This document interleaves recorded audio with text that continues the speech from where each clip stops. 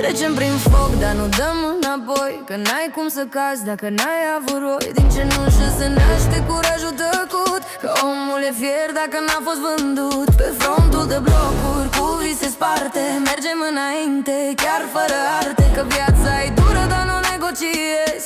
Cine se teme ăla nu visează pe întreg. Asta-i situația, n-avem ce face, mergem înainte, cu pumnii strânși, cu inimă fierbinte. Că drumul e rupt, dar pașii se țin. Din praf și durere facem destin, și-n fiecare cădere e o victorie latentă. N-avem armuri, doar cămăși rupte, dar sufletul ține cât 10 lupte. Că n-ai nevoie de aur, ci de voință, să întorci durerea în credință. Se râde de noi, dar nu ne înclinăm, că doar cei slabi se plâng când pierd un gram. Avem cicatrici, dar și speranță, pe zidul lumii scriem: românul dansează. Asta-i situația, n-avem ce face, mergem înainte, cu pumnii strânși, cu inimă fierbinte. Că drumul e rupt, dar pașii se țin. Din praf și durere facem destin, și-n fiecare cădere e o victorie latentă.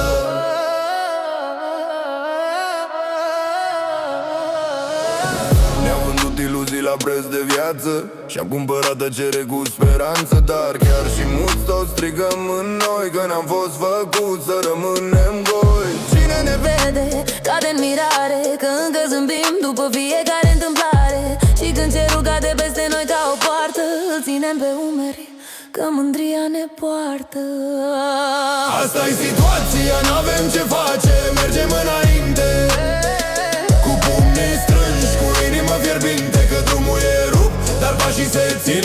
Din praf și durere facem destin, și-n fiecare cădere e o victorie latentă. Când lumea doarme, noi tot veghem, pe ruine vechi un viitor ridicăm. Ne-au furat lumina, dar nu și focul, că flacăra noastră topește norocul. Cine nu cade, n-a învățat mersul, cine nu plânge, n-a simțit versul. Asta-i lecția scrisă în sânge și vânt, că românul rămâne în picioare oricând. Asta-i situația, n-avem ce face, mergem înainte, cu pumnii strânși, cu inima fierbinte. Că drumul e rupt, dar pașii se țin. Din praf și durere facem destin, și-n fiecare cădere e o victorie latentă.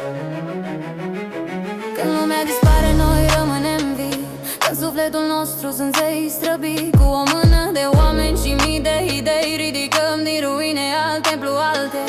N-avem ce face, dar facem din nimic un drum spre lumină, deși totul e mic. Și într-o zi când va fi doar tăcere, o voce va spune: așa-i puterea în durere. Asta-i situația, n-avem ce face, mergem înainte,